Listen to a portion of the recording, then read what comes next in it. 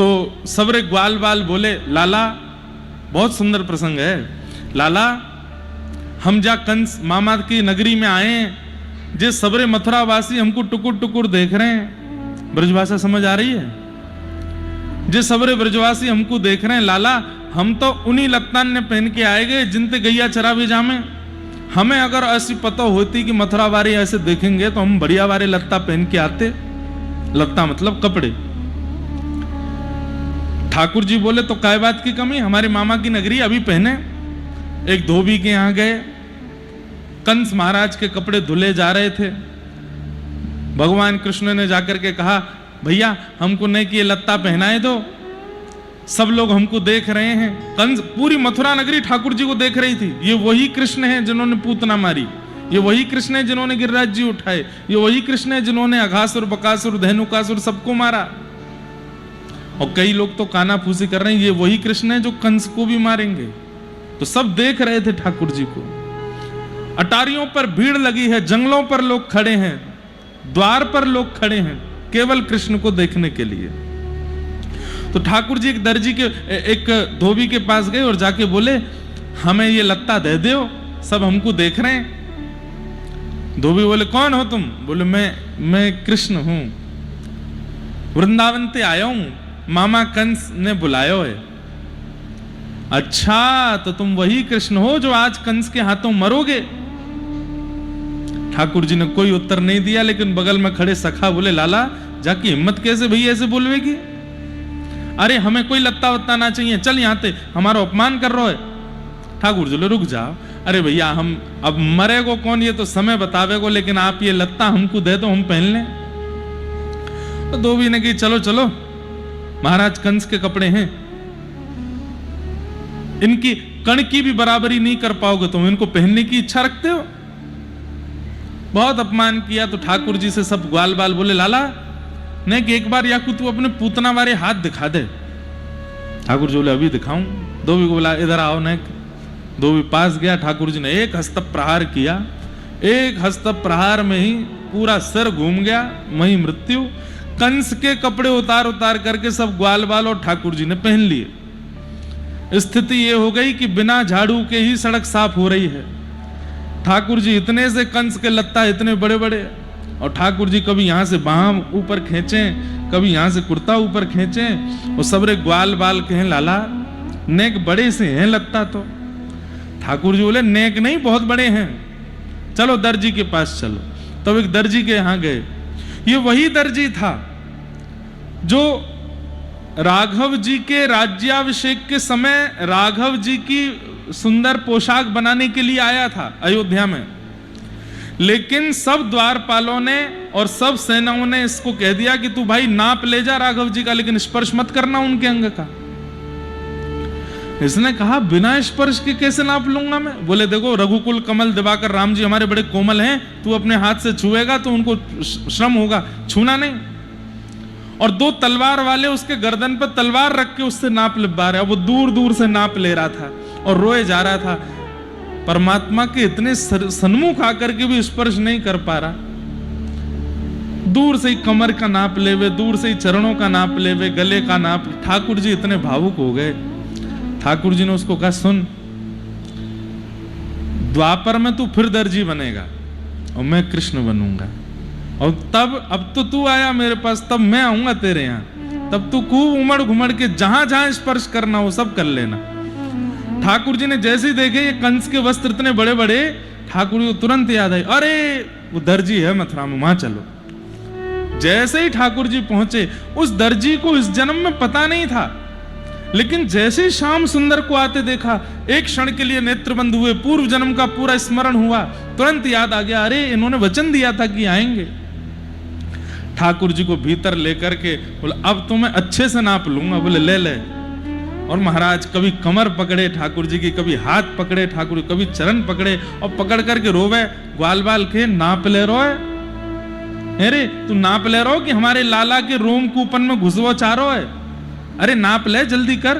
तो माने ठाकुर जी का नाप लेके वही वस्त्रों को ऑल्टर कर दिया, मतलब ठाकुर जी की फिटिंग हो गई। अब सब ग्वाल बाल बोले, हाँ लाला अब बढ़िया लग रहे हैं। लेकिन लाला ब्रजवासी इनके माथे पे जब तक चंदन ना लगे तब तक आनंद नहीं आवे। इतने में ही कुब्जा आ रही थी सामने से, उसके हाथ में चंदन। ठाकुर जी ने कही रुक जा, अभी चंदन लगवाऊं। हे सुंदरी, तुम कहां जा रही हो? अपने आप को सुंदरी संबोधित सुन करके कुब्जा चकित रह गई। मुझे सुंदरी किसने बोला? 3 जगह से मैं टेढ़ी, कुरूप मेरा स्वरूप, कोई मुझसे बात करता नहीं, मुझे सुंदरी कह रहे हैं। ठाकुर जी के समीप गई, भगवान बोले ये चंदन हमको बहुत प्रिय लग रहा है। कुब्जा बोली वैसे तो ये महाराज कंस के लिए घिसा है, लेकिन मेरी अच्छा हो रही, मैं आपको लगा दूं। बोले लगाओ। भगवान के जैसे ही चंदन लगाया, ठाकुर जी ने थोड़ी पकड़ के खींचा, उसको सुंदरी बना दिया। चंदन हो गया, वस्त्र हो गए, सब व्यवस्था हो गई। अंत में सब ब्रजवासी बोले लाला एक एक माला और पड़ी होती गले में तो एक आनंद आ जातो। चंदन भी लग गए, पोशाक भी बन गई, माला गले में होती, तब मथुरा में प्रवेश करते तो आनंद आतो। ठाकुर जी बोले चलो माली के यहां चलें। जैसे ही ठाकुर जी माली के बगीचे में पहुंचे, माली से जाकर के कहने लगे भैया हमको कुछ पुष्प चयन करके माला बना के पहना दो, नहीं हमारी शोभा बनेगी। ठाकुर जी को माला बहुत प्रिय है। कितने श्लोकों में इस बात का वर्णन है। वरहा पीड़म नटवर वपुः कर्णयो कर्णकारम विभ्रदवास कनक कपिसम वैजयंतीम च मालाम। रंध्रान वैजंती माला किसको कहते हैं? जिसमें अब जैसे ये अभी आप सब लोग हमको पहना रहे, इसमें गेंदे का पुष्प, भागवत जी पर जो अर्पित है इसमें गुलाब का और श्वेत पुष्प। वैजंती माला होती है जिसमें 5 प्रकार के पुष्प होते हैं, 5 पुष्प, पीले हैं, हरे हैं, लाल हैं और सब में सुगंधी है। और ऐसे नहीं कि बस भर दिए एक के ऊपर एक, उनकी सुंदरता ऐसी है कि बस ठाकुर जी प्रसन्न हो जाए उसको देख के। वही जयंतीम च माला। तो ठाकुर जी ने जाके माली से कहा कि हमको माला पहनाओ। माली बोला सारे पुष्प कंस के सभा में सजावट में लग चुके हैं, अब बगीचे में कुछ नहीं बचा।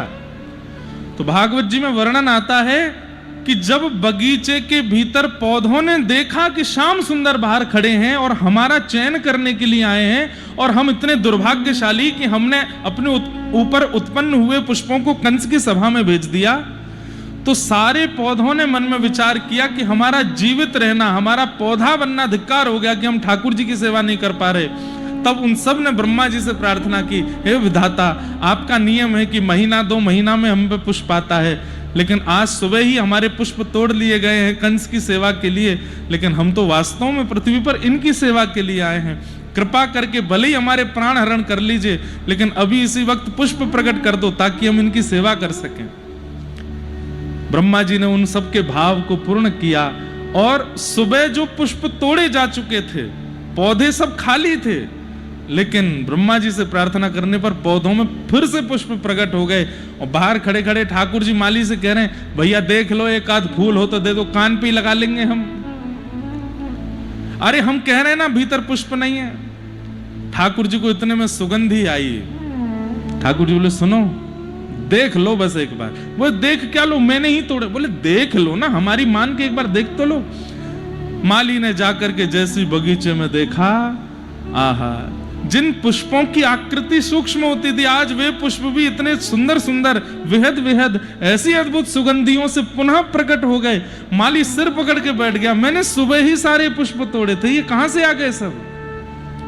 तब ठाकुर जी बोले, पुष्प पृथ्वी पर मानवों के लिए नहीं आता है, मेरे लिए आता है। ये मेरी सेवा के लिए ही प्रकट होता है।